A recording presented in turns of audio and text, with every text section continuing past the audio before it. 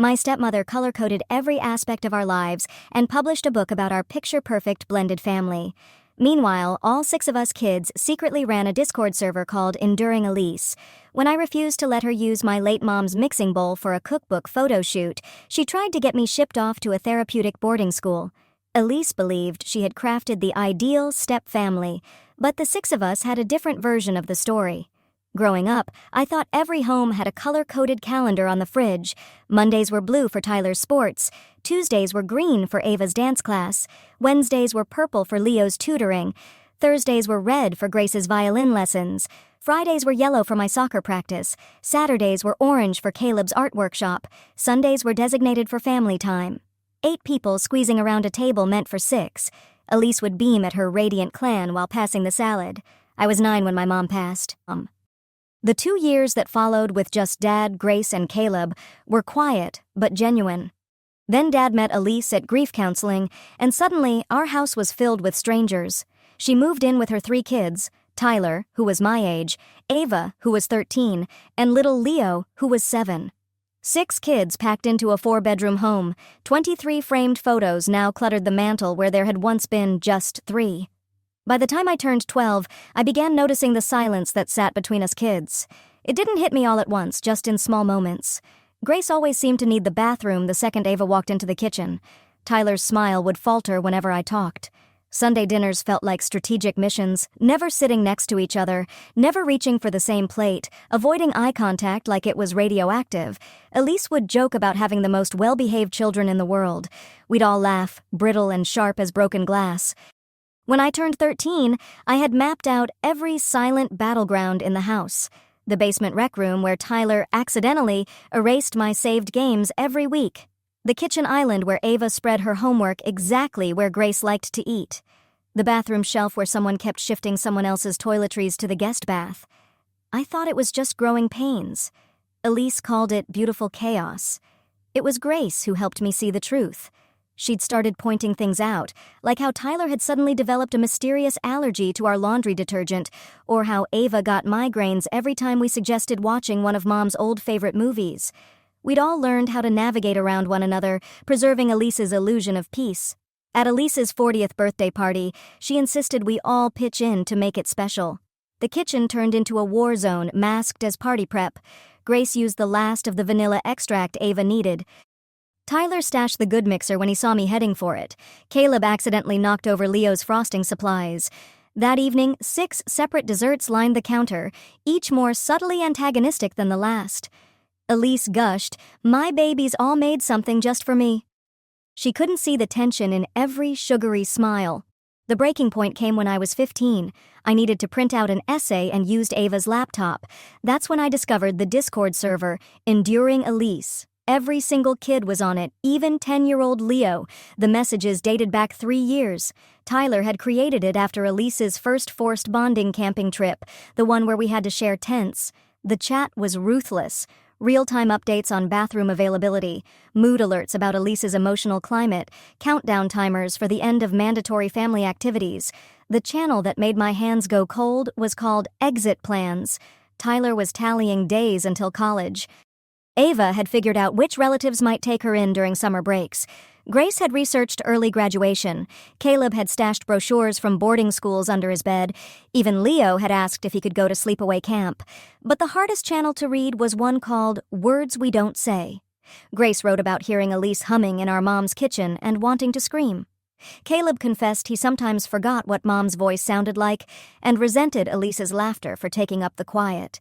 At 2 a.m., Tyler had written, "I know it's not your fault your mom died, but I hate you all for existing in my house." That night at dinner, we gave our usual performance-polished smiles, choreographed manners. Elise told her favorite anecdote about how lucky she was, how the women in her book club admired her perfectly blended family. Grace clenched her fork so tightly her hand shook. Tyler stared at his plate like it might reveal the meaning of life. Ava's eye twitched every time Elise said the word family. Caleb was tracing escape routes onto his napkin. Leo had already mastered the 1,000-yard stare. That was when it hit me. Elise had built her dream life atop 6 kids who had surrendered their real selves to uphold her fantasy. She truly believed we were a group of siblings who had chosen each other. She had no idea she was the only thing keeping 6 exhausted, traumatized children trapped under one roof, performing joy while quietly counting the days like inmates. Then, Elise announced she was writing a book about our journey. She wanted to help other blended families achieve what we had. 2 weeks later, during her designated family cooking day for the photo shoot, she reached for Mom's vintage mixing bowl, the one with the tiny chip from when I was 5, the one Mom always used for Christmas cookies. She handed it to Leo and told him to smile for the new family traditions chapter. The words shot out of me before I could stop them. "That's not yours." Everything froze. Elise's smile faltered. The photographer clicked at just the wrong or right moment. My face twisted in anger, her grin frozen mid-performance, Leo gripping the bowl like it anchored him. The shutter clicked again as I stood there, stunned by what I'd just blurted out. Elise's expression shifted into something unfamiliar, something sharp enough to make my stomach churn. Her voice dropped into a dangerous hush, and suddenly all 6 of us stopped breathing. Leo's knuckles whitened around the bowl. Dad appeared in the doorway, coffee mug paused halfway to his lips. I couldn't stop. My voice rose, cracking but steady, as I pointed to the bowl in Leo's hands. I told them how Mom used it every Christmas, how she used to let me lick the cookie dough from its chipped edge when I was little. Elise's voice trembled as she tried to soothe the moment, insisting we were all one family now, that these were our shared traditions. But the photographer kept clicking, capturing every frayed edge of the unraveling. Grace stepped forward, laying a gentle hand on my shoulder. Her whisper, "Stop," came with a squeeze that told me she understood. Across the kitchen, Tyler pulled out his phone, his thumbs flying while his face remained perfectly blank. Elise's eyes flicked from his screen back to mine, calculating. Her hands shook as she turned to the photographer with brittle cheer. "We'll just reschedule. It's a family thing, no big deal." The photographer didn't argue, clearly sensing the static in the air. They packed up quickly and slipped out. Dad walked into the room, demanding an explanation. I saw Ava slowly lift her phone, tapping her screen. Later, I'd find out she'd captured Elise's mask slipping pure, unfiltered fury right before the mask of composed concern returned. Elise spun the moment effortlessly. She spoke of teenage hormones, grief, and totally normal resistance to change. Her voice oozed false empathy as I tried to speak, tried to explain about the bowl, about what it meant, about all of it. The rest of the kids stayed silent, their faces carefully blank like they'd learned to be. Dad told me to take a walk, his voice overly calm, the tone he used when he wanted things to disappear quietly. As I headed to the door, I saw Elise whip out her phone, her fingers flying across the screen. I recognized the look damage control mode, the same frantic typing she did whenever her curated book club anecdotes didn't land the way she'd hoped. In the garage, I slumped against Dad's workbench. Caleb found me there. He didn't say anything, just held out his phone. The Discord server was exploding. "It's happening," covered the screen, messages from all 5 siblings rushing in too fast to read. Tyler had posted a blow-by-blow of the kitchen showdown. Ava had uploaded the screenshot of Elise's fury. Even little Leo had typed "finally" in all caps. Grace arrived a few minutes later, quietly shutting the garage door behind her. She pulled out her phone and opened a folder I'd never seen. It was full of side-by-side comparisons, Elise's Facebook posts versus the truth. The Thanksgiving she claimed we all cooked together. The timestamp showed us in separate rooms. The spontaneous family game night. It had taken 3 hours of threats to stage. At the bottom was a video from Elise's birthday party, capturing each of our 6 faces as she gushed to the camera about our picture-perfect harmony. We looked like hostages. Through the garage window, I watched Elise gather Tyler, Ava, and Leo in the living room. Grace and Caleb pressed in beside me, silently watching. Elise's gestures grew sharp and animated as she addressed her biological kids, occasionally glancing toward the garage and emergency family meeting, but only for her real family. The next morning, breakfast became a minefield. Elise cheerfully announced a new round of family therapy appointments to help us process grief and adjustment, but as she rattled off the times, it became clear she'd only booked 1 session for me, solo therapy, to deal with my obvious struggles. Grace's spoon clattered against her bowl. Caleb's drawing hand froze in mid-stroke. Tyler kept his gaze on his phone, but I saw his jaw tighten. At school, the counselor called me in before first period. Mrs. Dawson wore that overly gentle expression adults reserve for kids they think might snap. Elise had called. She was concerned about violent outbursts at home. The word unstable hung between us like poison gas.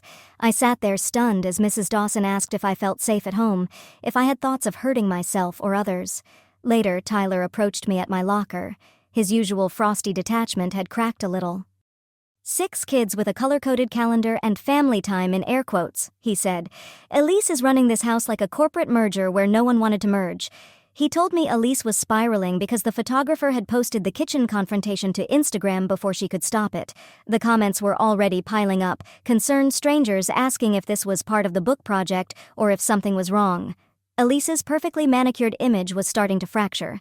After school, I stood with Grace and Caleb in the pickup circle, watching Elise's car roll in. She waved cheerfully at the other parents as Tyler, Ava, and Leo climbed in. She looked right through us, then drove off without a glance. We started the long walk home in the cold rain, Grace's violin case banging against her thigh with each step. Mrs. Kim from next door stopped me as we reached the driveway. She said Elise had asked her to watch out for any concerning behavior from me. Her emphasis on concerning was deliberate, and her eyes flicked to where Grace and Caleb stood, soaked and silent. Elise had implied I might be a danger to the younger kids. Mrs. Kim patted my shoulder gently and said she didn't believe it, but thought I should know what was being said. That evening, I discovered the Netflix password had been changed. My profile was gone. Years of viewing history, erased like I'd never existed. It was such a small thing, but it felt like the start of something bigger. A digital erasure, one account at a time. Grace found me staring at the login screen and sat beside me. She opened her email and showed me a message Elise had accidentally CC'd to her while managing the shared family calendar.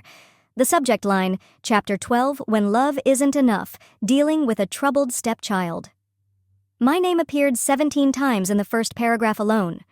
I was becoming the villain of Elise's narrative, the problematic outsider threatening her picture-perfect blended family. Dinner that night took the psychological warfare up a notch. Elise served everyone except me, claiming she'd miscalculated the portions. Didn't make enough, she said with a smile. Dad said nothing, just nudged his plate toward me. I pushed it back. Under the table, Ava passed me a granola bar without a word, her face blank as Elise launched into a speech about boundaries and respect and the sanctity of family units. Later that night, Leo knocked softly on my bedroom door. He stood there in his dinosaur pajamas, looking smaller than 10. I don't want the bowl, he said quietly. Mom's being weird. He told me she'd spent over an hour on the phone with someone, using words like documentation and behavioral patterns. It was the first break in Elise's kids' loyalty I'd seen outside the Discord server. Then Elise weaponized her social media. She posted a family photo from the previous month, but I'd been cropped out. The caption read, "Protecting my babies from negative energy. Sometimes love means making hard choices. Blessed mama, safe spaces, family first." Within an hour, 47 comments flooded in from her book club friends and PTA moms, asking if everything was okay. It was during our usual Thursday drive to soccer practice that Dad finally asked what was really going on. For the first time in years, we were alone. No Elise managing the script.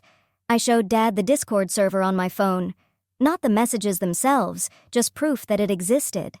His face cycled through a series of expressions before landing on one I couldn't read. He asked how long we'd all been pretending. I told him, since the beginning. That night, Tyler slipped a note under the bathroom door while I was brushing my teeth. His handwriting was tight and rushed. She's looking into boarding schools and therapeutic programs. Heard her on the phone with somewhere in Utah? Watch your back. He signed it simply, T. It was the first time he'd ever spoken to me directly outside the server. The escalation had begun. Elise was actively building a case, crafting the narrative that I was the problem, the disruptor in her curated storybook family. But she'd overplayed her hand, pushed too hard, too fast. And now, for the first time, all 6 of us were ready to push back. She scheduled my therapy appointment to overlap with Grace's violin recital. The timing wasn't a coincidence. She framed it as concern for my well-being, but I recognized the calculated cruelty. Grace had been preparing for that recital for months. Now I was being forced to choose between supporting my sister and attending a mandatory session with Elise's friend, Dr. Victoria Langford. I chose Grace. Elise's smile tightened at breakfast when I said so. She made several phone calls while I quietly ate my cereal, each one louder than the last. By the time I left for school, she had rescheduled the appointment 3 different times, each one deliberately clashing with something meaningful to me or my siblings. During therapy, Dr. Langford's questions felt like carefully laid traps. She asked if I was angry at my mother for dying, if I resented my dad for moving on, if I felt threatened by Elise's children. Everything was phrased to make normal grief sound dangerous. I gave short, factual answers. Her pen scratched harder with every sentence. That evening, Caleb showed me his sketchbook.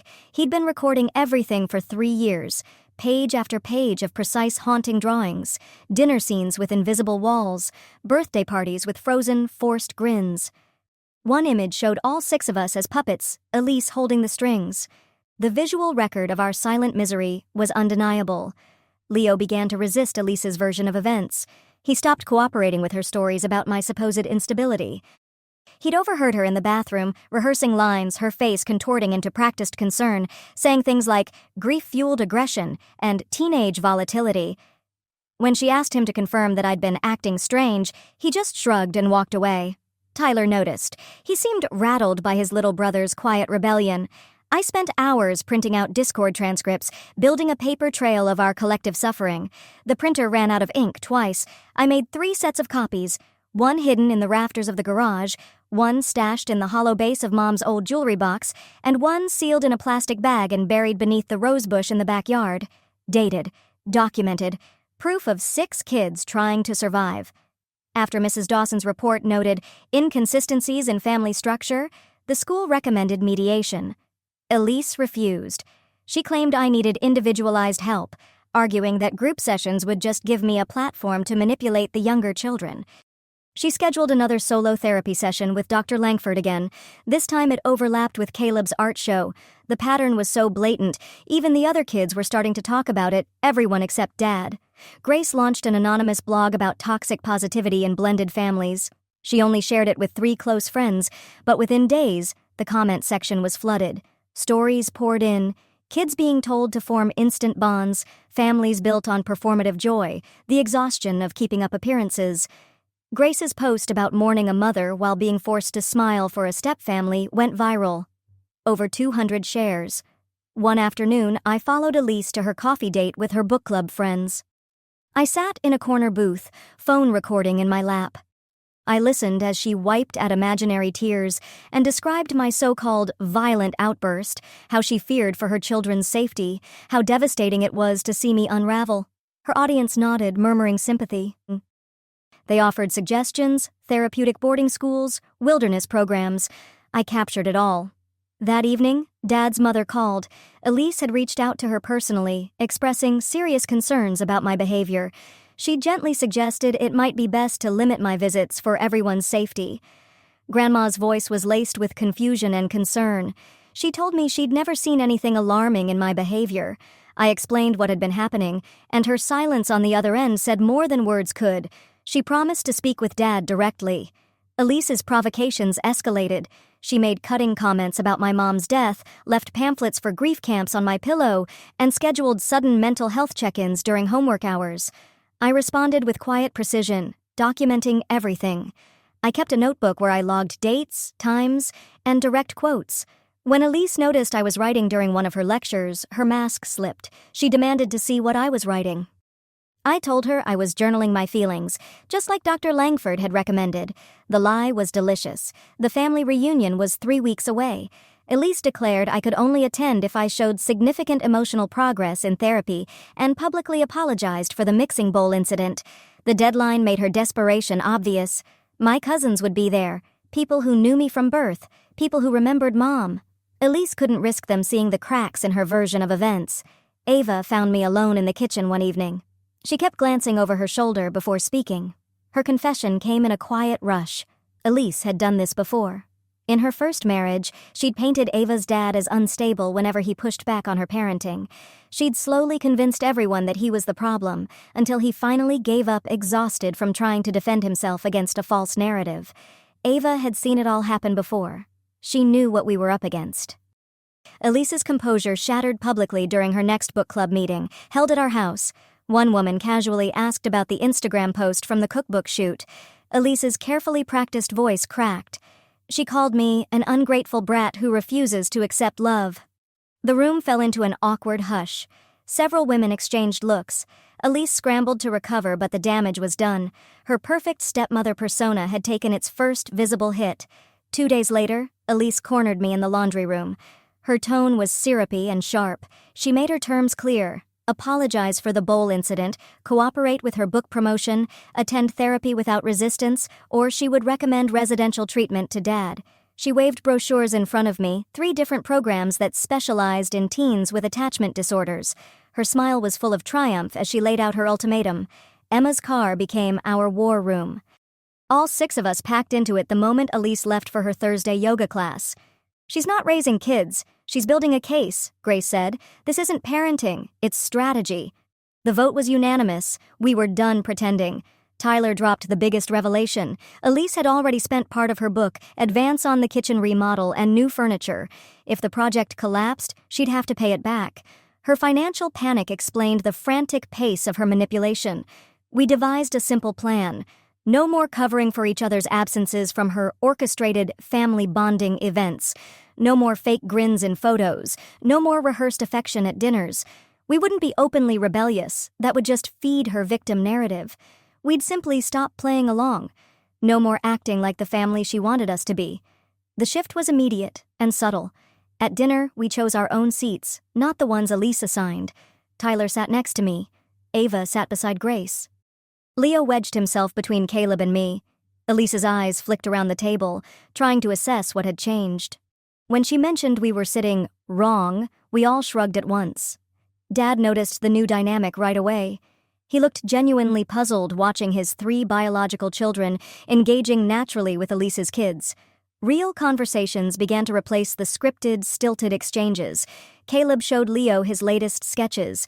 Grace helped Ava with her algebra homework. Tyler and I chatted about a video game we both played. Elise's smile started to strain under the weight of what she couldn't control. The community started noticing and choosing sides.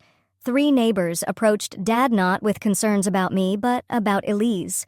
Mrs. Kim mentioned the strange calls she'd received, Elise asking her to keep an eye on me. Another neighbor said Elise had tried to recruit her to speak on her behalf, to vouch for my supposed instability. The 3rd neighbor overheard Elise screaming at me through the backyard fence, thinking no one could hear. Then the email came from Elise's publisher. They wanted a family interview for the book's promotional campaign. Panic set in instantly. She knew we wouldn't be able to keep up the performance in front of a professional interviewer. Elise tried to delay, citing scheduling conflicts, but the publisher refused. The entire marketing campaign hinged on the story of our beautifully blended family. Then Leo's teacher called requesting a parent conference. During sharing time, he had told the class about 2 families in one house, the real kids and the stepkids who had to pretend they were siblings. He'd drawn a picture of 2 dinner tables awkwardly pushed together. The teacher expressed concern about the home environment. Elise brushed it off as a child's overactive imagination, but the teacher had saved the drawing. I took the blame. Told the teacher I'd been struggling with the adjustment and might have said something in front of Leo I shouldn't have. The lie shielded him from Elise's backlash and reinforced her image of me as the unstable one. Elise's relief was unmistakable, but Leo's quiet, grateful smile told me he understood what I'd done. Our subtle rebellion intensified. We started wearing clashing colors for Elise's staged family photo ops. We mixed up our positions, bio kids and stepkids intermingled instead of grouped. We smiled, but not the artificial grins she preferred. Genuine ones, tired and unscripted. Her photographer friend commented that we looked more relaxed. Elise's jaw tightened. She kept trying to divide us. When she invited only her biological kids shopping, Tyler refused to go without me. When she planned a special dinner just for her 3, Ava invited Grace and Caleb. Leo began referring to all of us as his real siblings in front of Elise. Every time, it landed like a blow. The explosion finally came on a Tuesday evening. Dad had gone to the hardware store. Elise cornered me in the kitchen, yelling, red-faced and shaking. She accused me of poisoning her children against her, of destroying the family she'd worked so hard to build. Her voice rose to a scream. She didn't realize Dad had come back early. He stood frozen in the doorway, keys still in his hand. The silence that followed her realization felt endless. Elise tried to recover, scrambling to reshape the moment into something palatable. But Dad had heard enough. The look on his face, shock, guilt, clarity, was undeniable. He asked what she meant by everything had been perfect. Her answer, halting and defensive, only made things worse. Soon after, Mrs. Kim hosted a quiet, informal neighborhood book club meeting. The topic? Elise's behavior. 6 different women shared stories that echoed ours. The mom down the street mentioned Elise asking invasive questions about my mental health. Another remembered Elise fishing for negative anecdotes. The verdict was unanimous. Elise was the issue, not me. Then came the school counselor's report, our strongest evidence yet. 6 interviews with 6 kids, and one unifying theme: misery. The counselor noted the unnatural family dynamic, the divide between biological and step-siblings, and the pressure to perform constant cheer. Her recommendation: full family therapy with a neutral professional. Not Dr. Langford. Elise's book deadline loomed. 2 weeks to deliver the final chapter of her guide to successful step-parenting. But her laptop sat open on the kitchen counter, blinking on a blank page. She'd type furiously, then delete everything. The story she had built was falling apart, and no amount of spin could turn our reality into her fantasy. Parent pickup became a daily humiliation. Other parents had seen the cracks, had witnessed Elise's meltdown in the parking lot, overheard her sharp whispers and hissed threats when she thought no one was paying attention. Their kids stopped inviting Leo for playdates. Elise's social circle shrank as her professional dreams unraveled. I responded with quiet grace. When she provoked, I stayed calm. When she accused, I wrote it down. When she threatened, I gave her a tired smile and walked away. My refusal to play the villain unhinged her. The more composed I stayed, the more frenzied she became. Dad was paying attention now. He watched Elise spiral and grew visibly worried. The confrontation about the book was bound to happen. When it came, he told her plainly, the project had to stop, that our family needed healing, not publicity. Elise's reaction was explosive. She accused him of betraying her, of siding with them, of letting his children manipulate him. She said he was too weak to support her dreams. The argument echoed through the house as all 6 of us crowded into Grace's room. The next morning, we laid everything out for Dad. A timeline of events, printed Discord transcripts, Grace's photo documentation, Caleb's sketches, recorded conversations, neighbor witness statements. The truth was overwhelming. 6 kids united in misery, forced to perform joy for a woman who treated us as props in her self-made narrative. Elise agreed to postpone the book indefinitely. She claimed it was to focus on family healing, but we all knew better. Without our cooperation, she had no story to sell. Her publisher didn't want another messy, fractured, blended family. They wanted the fairy tale Elise had promised, the one that had never existed outside her head. Her pivot to blogging lasted 1 day. She posted about the challenges of parenting troubled stepchildren, about how love isn't always enough, and how some wounds were too deep to heal quickly. Within hours, all 6 of us had left public comments correcting facts, challenging claims, sharing contradictions. Elise deleted the post, but not before screenshots began circulating among the parents in our school district. The dishonesty was more disturbing than the conflict itself. Then Elise started organizing separate activities, one set for her biological kids, one for us. She had unintentionally confirmed what we'd always known. We were never a real unit. Just 2 families forced to share a roof. Her damage control only highlighted the division she had long pretended didn't exist. But amid the unraveling, something remarkable happened. The 6 of us, once experts in avoidance, had become genuine allies. Tyler helped me with math. I taught Leo a few guitar chords. Grace and Ava traded clothes. Caleb sketched portraits of all 6 of us, not stiff and posed, but laughing, tangled in blankets, tossing popcorn, being real. We'd found something Elise could never manufacture, true siblinghood, born from surviving her fantasy. Then Ava got an email from her dad. She'd been secretly updating him for months, sharing her fears about Elise's spiraling behavior. He'd respected her boundaries, but the concern was constant. Now he was offering her a way out, a room in his apartment, a different school, distance from the chaos. She printed it and stared at the page for hours. Family therapy with a neutral counselor brought both breakthroughs and breakdowns. When asked to speak openly, we did. All 6 of us, in unison. We didn't want to fake it anymore. We were tired of acting. We wanted something real, even if that meant admitting we weren't the fairy tale family Elise had tried to force. The therapist's validation of our feelings unraveled Elise further. Her mask slipped. Tears and anger followed. She admitted she'd wanted to succeed where her first marriage had failed. She needed us to be perfect, to prove she was a good mom, that her choices hadn't been mistakes, that she could build a picture-perfect family through willpower alone. Her desperation had fueled every manipulation, every lie, every staged moment. Then Tyler spoke up. He'd been miserable from the start, but had felt trapped by her neediness. He'd seen her break his father down and feared that leaving her would trigger another collapse. But he couldn't do it anymore. He was done pretending, done sacrificing his truth for her comfort. The evidence couldn't be denied, years of messages, photos, videos, and testimony. The Discord server alone held thousands of messages chronicling our shared exhaustion. Elise's dream was officially dead, and it was pronounced over by the very kids she'd claimed to unify. Tyler casually dropped the final bomb like he was commenting on the weather.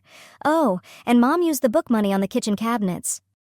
Honestly, the timing deserved a medal for dramatic effect.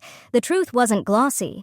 It was messy, but it was ours. 6 damaged kids who found something real in surviving together. Dad's apology came in broken pieces. He'd been buried so deeply in his own grief that he'd let Elise's fantasy blind him. He'd clung to her version of reality because it made him feel like he hadn't failed us, hadn't brought disaster into our lives. But now he saw it. His tears were the first honest emotion we'd seen from any adult in years. Then came Elise's final manipulation, her cruelest. She threatened to leave and take her biological children with her, forcing Dad to choose, her family or his. It backfired spectacularly. Tyler, Ava, and Leo all refused to go. They'd found their real family in us bound, not by blood or pretense, but by the truth we finally refused to hide. Elise's own children choosing us over her was the final devastating reversal. Tyler's confession shattered something deep within her. Her face collapsed as her oldest explained the years of quiet suffering, the exhaustion of propping up her delusions. She turned to Ava, then Leo, searching for loyalty she no longer held. And when even 10-year-old Leo stepped toward me instead of her, Elise's meticulously constructed reality collapsed. The documentation from the Discord server told the full story. Years of coordinated avoidance, private misery, and secret escape plans. The therapist flipped through printed pages while Elise sat stiffly in her chair. Each sheet unveiled a new piece of the performance, another fracture in her fairy tale family image. Dad grew visibly paler with each revelation. Elise's attempts to claw back control turned frantic. She scheduled individual meetings with her biological children, trying to convince them they were being manipulated. Tyler recorded the entire conversation. Ava took meticulous notes. Leo got up and walked out halfway through. Their united refusal to validate her narrative left her flailing for new tactics. Then reality hit hard. Her publisher demanded either a completed manuscript or repayment of the advance, but the money was long gone, spent on new kitchen cabinets and furniture meant to stage the perfect family home. Without our participation, there was no book left to deliver.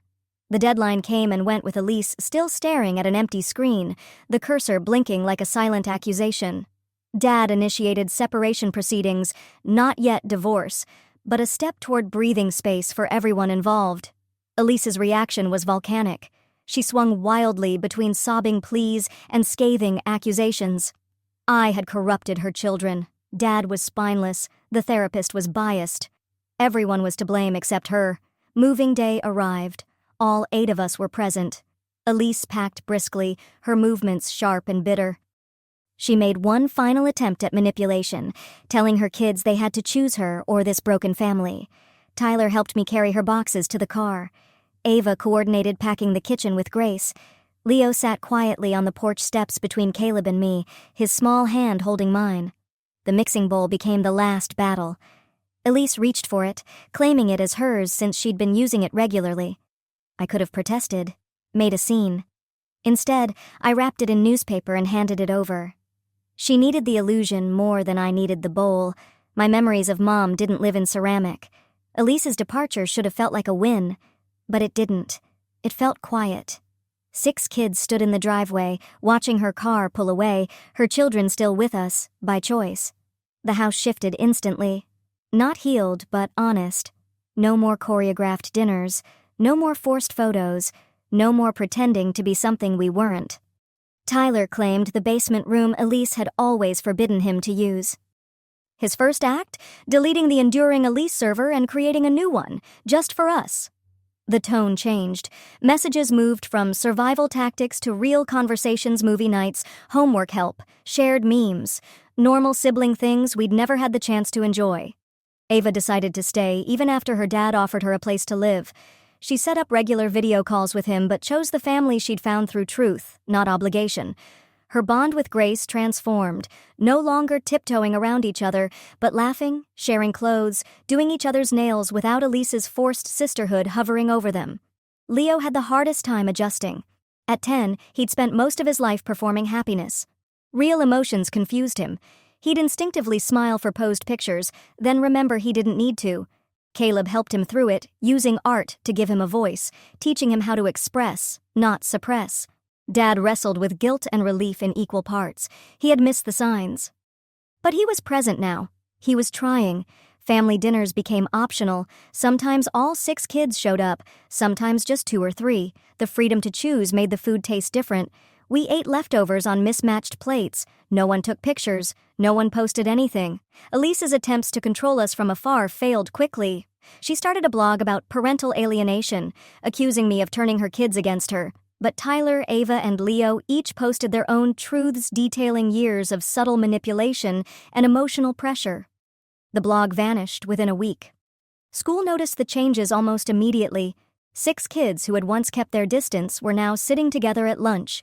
We helped each other with assignments. We showed up to support each other at events, not because Elise had scheduled it, but because we genuinely wanted to be there. Teachers even commented on how much lighter we all seemed. At home, the shift was even more tangible. Grace's violin practice no longer had to be crammed around Ava's dance lessons. Tyler's gaming sessions didn't have to end early because of my soccer schedule. We worked around each other naturally the way real families do. The color-coded calendar came down, replaced by a simple whiteboard where we left notes for one another.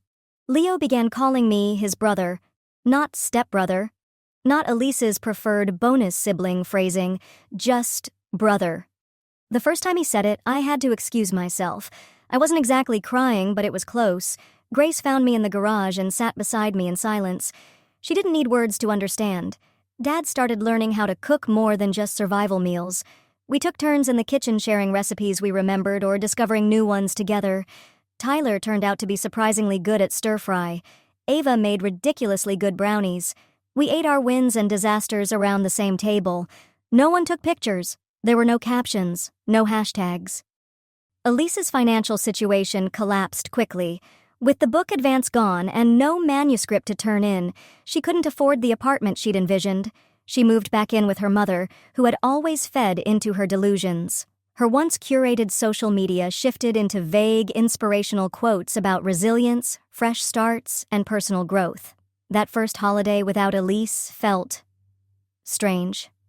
Dad asked what we wanted to do for Thanksgiving. The unanimous answer surprised him. Nothing fancy. We made sandwiches and played board games. No matching outfits, no forced thankfulness circle, no staged photos. Just 6 kids and 1 dad, trying to figure out how to be a real family. Grace's college application essays focused on the difference between authentic and performed relationships. She got into her top choice school on a scholarship. The admissions team even noted her essay's honesty as a deciding factor. Elise tried to take credit on Facebook. All 6 of us reported the post. Caleb's art began to shift too. His dark, divided drawings were replaced with brighter pieces that depicted connection and joy. His teachers submitted his work to a youth exhibition. The winning piece showed 6 kids around a kitchen table. No invisible barriers, no forced smiles. He titled it, After the Performance. Tyler and I became real friends. We played video games together, not to win but to hang out. He taught me the basics of coding. I helped him with history papers. The competitive edge Elise had embedded in us softened into genuine support. Ava's dance recital became a family outing, not out of obligation, but because we wanted to be there. She danced better without Elise's critical eyes in the audience. Her instructor commented on her newfound ease, her expressive confidence. Dad started therapy. Real therapy, not marriage counseling individual sessions to unpack his part in all of it. He'd return home emotionally spent but clearer every time. One by one, he apologized to each of us, not just for bringing Elise into our lives, but for not seeing how much it had cost us. The house felt bigger, lighter. Rooms we had once avoided became shared spaces. Tyler's reclaimed basement turned into a communal hangout. We hooked up old consoles and played retro games for hours. Sometimes we kept score. Most times we just laughed. Elise's last attempts to regain control were hollow. She threatened legal action custody battles, but her lawyer dropped her after hearing from Tyler, Ava, and Leo, all of whom testified they wanted to remain with Dad. The judge ruled for supervised visitation, which Elise barely showed up for. She blamed us for poisoning her kids. Without Elise's constant need for control, school events stopped being stressful. We attended each other's games, concerts, and presentations freely. Other parents noticed. A few commented that we seemed more natural together, more like a family. Then the mixing bowl returned. Elise left it on the porch in the middle of the night, wrapped in the same newspaper I had used with a note that said, "I don't need your tainted things." I found it in the morning. That weekend we used it to bake cookies.